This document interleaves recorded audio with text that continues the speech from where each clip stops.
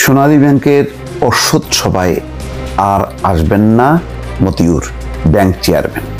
অর্থাৎ সোনালী ব্যাংকের চেয়ারম্যান বলছেন যে সোনালী ব্যাংকের পরিচালনা পর্ষদের কোনো সভায় মতিউর রহমান আর আসবেন না। নিশ্চয়ই বুঝতে পারছেন সেই মতিউর, এনবিআর এর আলোচিত মতিউর, যার সন্তান ছাগল কিনতে যে রীতিমতো ফেসে গেছেন, তারপরে মতিউরের পুরো কেচ্ছা কাহিনী বের হচ্ছে, এখনো বের হচ্ছে নানাভাবে।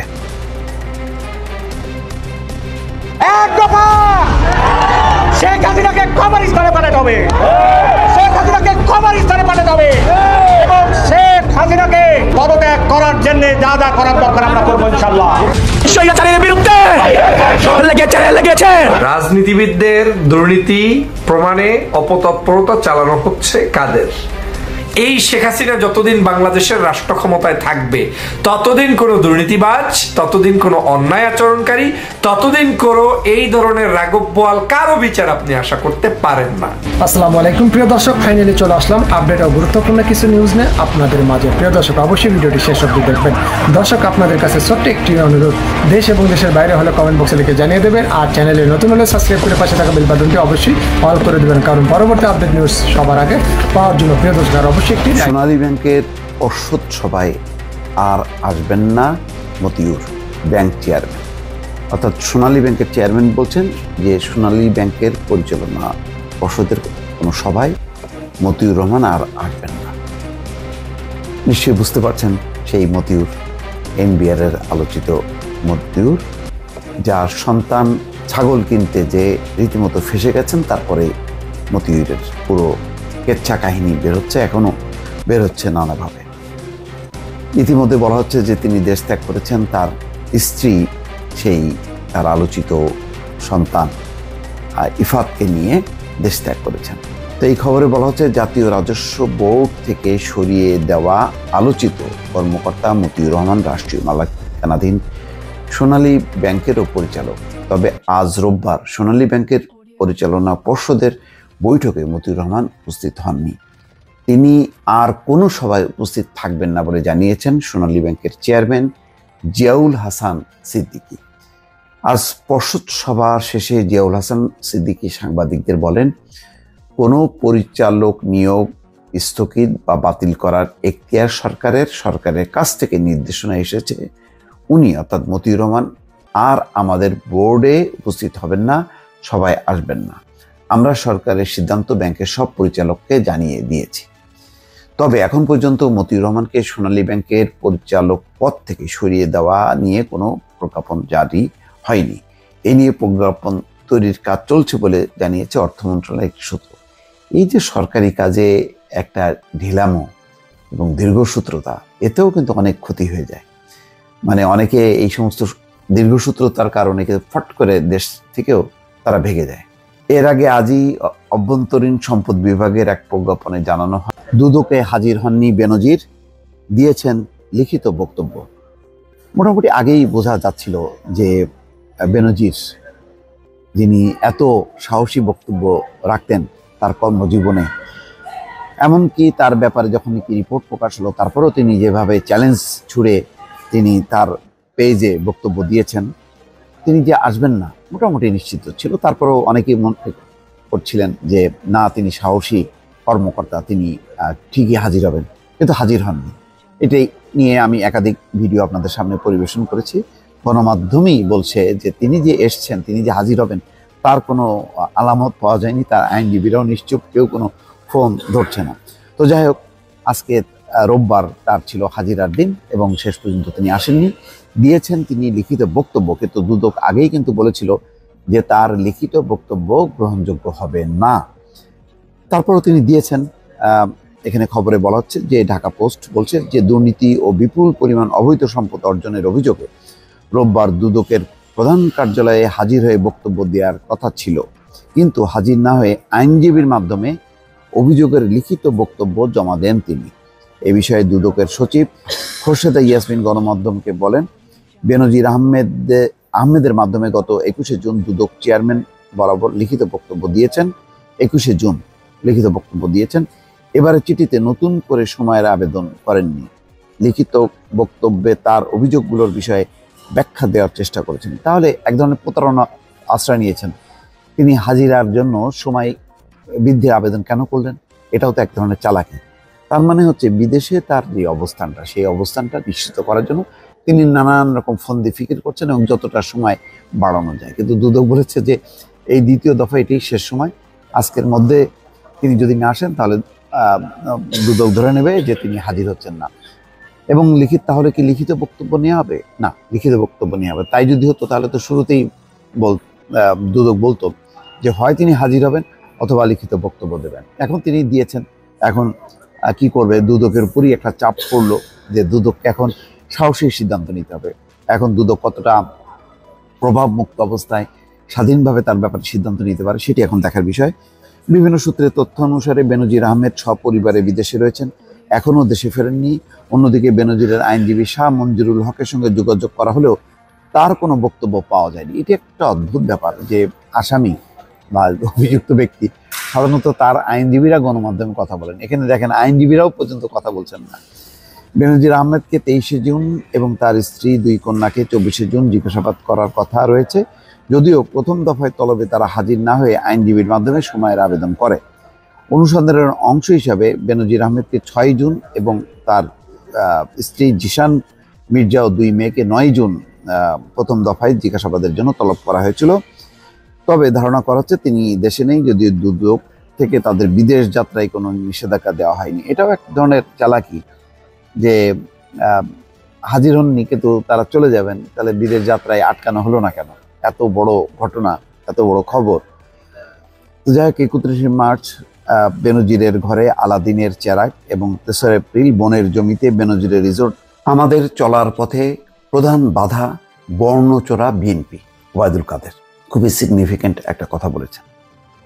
আসলে কি প্রধান বাধা বিএনপি নাকি আওয়ামী লীগ নিজেই? এটি নিয়ে কিন্তু রাজনৈতিক অঙ্গনে বিতর্ক আছে।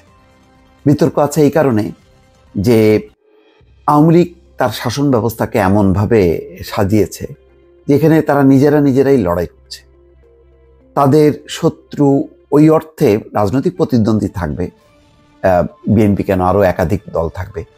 কিন্তু তারা গত 15 বছরে কি করলো? সেই 15 বছরে তারা যেই শাসন ব্যবস্থাটা চালালো তাতে কি মানুষ খুশি?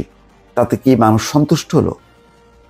দেশকে কি সেই কাঙ্ক্ষিত লক্ষ্যে নিয়ে যেতে পারলো?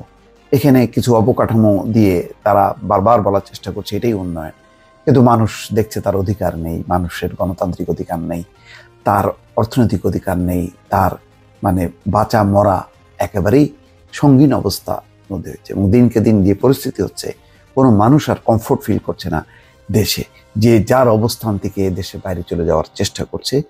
আর দেশে যেটা হচ্ছে একতরফা একটি শাসন ব্যবস্থা, ঢাকা থেকে শুরু করে গ্রামান্তর পর্যন্ত সবই এক দলের পোস্টার ব্যানারে ভরা। নির্বাচনটা হচ্ছে অন্য আশেপাশের সমস্ত দেশগুলো থেকে আলাদা। ভারতে যেমন হচ্ছে, পাকিস্তানে যেমন হচ্ছে, সারা বিশ্বে যে ধরনের গণতান্ত্রিক পদ্ধতিতে নির্বাচন হচ্ছে, আমাদের দেশের নির্বাচনটা সম্পূর্ণ বিপরীত মেরুতে।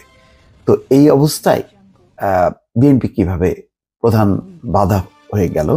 আওয়ামী লীগ কেন গত 15 বছর শাসন মানে ক্ষমতায় থাকার পরেও আজকে এই কথা বলতে হচ্ছে যে তারা তাদের প্রধান বাধা, অর্থাৎ তারা অনেক কিছু করতে পারছে না বিএনপির কারণে? কেন? এই প্রশ্নটা স্বাভাবিকভাবে সামনে চলে আসে। এখানে বলা হচ্ছে, তিনি বলছেন আমাদের চলার পথে প্রধান বাধা বর্ণচোরা বিএনপি। বর্ণচোরা বিএনপির নেতৃত্বে গড়ে ওঠা সাম্প্রদায়িক অপশক্তিকে প্রতিহত করাই আওয়ামী লীগের আগামী দিনের চ্যালেঞ্জ। এটাই কি মানে মানে প্রধান, নাকি তার প্রধান হলো অর্থনৈতিক দুরবস্থা থেকে দেশকে স্বাধীন স্বাবলম্বী করা এবং মানুষের যে গণতান্ত্রিক অধিকার, ভোটের অধিকার, সেগুলো ফিরিয়ে দেয়া? কোনটা প্রধান? এটা হচ্ছে বিবেচ্য বিষয়। আওয়ামী লীগ একেবারেই এই কথার মধ্য দিয়ে প্রমাণ হয় যে প্রধান প্রতিপক্ষকে নিঃশেষ করাটাই হচ্ছে তার জন্য চ্যালেঞ্জ। মনে হচ্ছে যে প্রধান প্রতিপক্ষ যদি বিএনপি না থাকে তাহলে তার শাসন ক্ষমতায় থাকা অবারিত হবে, যেভাবেই খুশি সেভাবেই সে চলতে পারবে। ওবায়দুল কাদের বলছেন, দলের জন্মদিনে আমাদের অঙ্গীকার হচ্ছে আমাদের রক্ত মূল্যে অর্জিত বিজয়কে সুসংহত করব। গুড। আমাদের চলার পথে প্রধান বাধা বর্ণচোরা বিএনপি। মুক্তিযুদ্ধের নামে এই বর্ণচোরারা ভাওতাবাজি করে। সাম্প্রদায়িক ও জঙ্গিবাদী শত্রু আজ আমাদের অভিন্ন শত্রু না, মূল শত্রু হচ্ছে দেশ থেকে যারা টাকা পাচার করছে। টাকা পাচার হয়ে গেছে। আওয়ামী লীগেরই সাবেক প্রতিমন্ত্রী, পরিকল্পনা প্রতিমন্ত্রী, তিনি নিজে বলছেন যে 92,000 কোটি টাকা প্রতি বছর পাচার হয়ে যাচ্ছে। দুর্নীতি কি পরিমাণ সেটা ওই মতিউর রহমান, ওইদিকে বেনজির, আসাদুজ্জামান মিয়া, এই সমস্ত মানুষগুলো দিয়ে প্রমাণ হয় যে কি পরিমাণ লুটপাট হয়েছে। যারা ক্ষমতার একেবারেই কাছাকাছি এবং শীর্ষ পদে যাদেরকে বসানো হচ্ছে, তারা কি পরিমাণ লুটপাট করছে। সেই লুটেরা সত্যি যদি প্রধান শত্রু না হয়ে বিএনপি শত্রু হয়ে থাকে, যে ক্ষমতায় নেই গত 15 বছরেরও বেশি সময় ধরে, তাহলে তো এটা দেশের মানুষ এটা কিভাবে মানবে বা দেখবে, এটা একটা বড় প্রশ্ন। তিনি বলছেন সাম্প্রদায়িক অভিন্ন শত্রু বিএনপির নেতৃত্বে ঐক্যবদ্ধ হয়।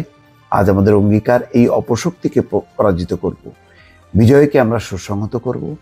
বঙ্গবন্ধু কন্যা শেখ হাসিনার নেতৃত্বে আমরা স্মার্ট বাংলাদেশ নির্মাণ করব, এটাই আজকের দিনের শপথ। প্রতিপক্ষটা যদি দুঃশাসন দুর্নীতিকে ধরে যদি সুশাসন প্রতিষ্ঠার অঙ্গীকার হয়, তাহলে মানুষ কিছুটা স্বস্তি পাবে, কিছুটা ভরসা পাবে। নতুবা বিএনপির বিরুদ্ধে অব্যাহতভাবে আমি প্রতিদ্বন্দ্বিতা করব, নির্মূল করব, নানা রকম উস্কানিমূলক অবস্থান নিয়ে আমি মানুষকে জাগ্রত করব, কিন্তু ক্ষমতায় আছে কে? সরকার। সে কি দিচ্ছে? প্রতিটা সেক্টর, আমাদের ব্যবসা বাণিজ্য, স্বাস্থ্য, শিক্ষা, সকল ক্ষেত্রে একটা নৈরাজ্য।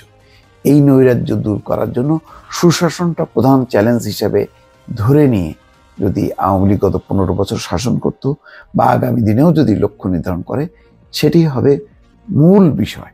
তা না যে ক্ষমতায় নেই তার বিরুদ্ধে লড়াইটা খুবই অপ্রাসঙ্গিক কিনা, এটাও একটু ভেবে দেখা দরকার। তো এখন তিনি আরেকটা বলছেন যে প্রধানমন্ত্রী দিল্লি সফর নিয়ে বিএনপির সমালোচনার জবাবে ওবায়দুল কাদের বলেন, প্রধানমন্ত্রী যা নিয়ে এসেছেন সেটা নিয়ে এখনো বিশ্লেষণ হয়নি। প্রধানমন্ত্রী দিল্লি গিয়ে গঙ্গার পানির কথা ভুলে যাননি। কই, আমরা তিস্তার কথা তো শুনলাম না। সীমান্তে মৃত্যু যে শূন্যে নামিয়ে আনার ঘোষণা, সেটাও আমরা শুনলাম না। এমন কোনো অ্যানাউন্সমেন্ট দেখলাম না যে অ্যানাউন্সমেন্ট নিয়ে বলতে পারি হ্যাঁ আমরা দিল্লির কাছ থেকে অমুক জিনিসটা নিয়ে এসেছি। কিছু কিছু বিষয় চুক্তি বা সমঝোতা হয়েছে, সেটি একান্তই বলা যায় যে এটা হলো ভারত তার সুবিধার মতন করে করেছে। সেখানে বাংলাদেশের কোন সুবিধা বড় ধরনের সুবিধা যেটা বলা যেতে পারে বা উল্লেখ করা যেতে পারে এক নামে, তেমন তো কোনো কিছু দেখা যাচ্ছে না, বা আমি এখনো সামনে আনিনি। তা নাহলে তো ওবায়দুল কাদের বলতে পারতেন যে আমরা আমাদের প্রধানমন্ত্রী দিল্লিতে গিয়ে অমুকটা নিয়ে এসেছি। কই, সেটা তো নেই। তো এখন বিষয়টা হচ্ছে যে ওবায়দুল কাদের যাই বলুক না কেন, দেশের মানুষের ভাবনা আর ওবায়দুল কাদের ওনাদের ভাবনার মধ্যে দেখা যাচ্ছে বিস্তর তফাৎ। এই তফাৎটা কখনোই দূর হবে না যতক্ষণ না পর্যন্ত দেশে গণতান্ত্রিক শাসন ব্যবস্থা প্রতিষ্ঠিত না হবে। দর্শক ভালো থাকবেন। আল্লাহ হাফেজ।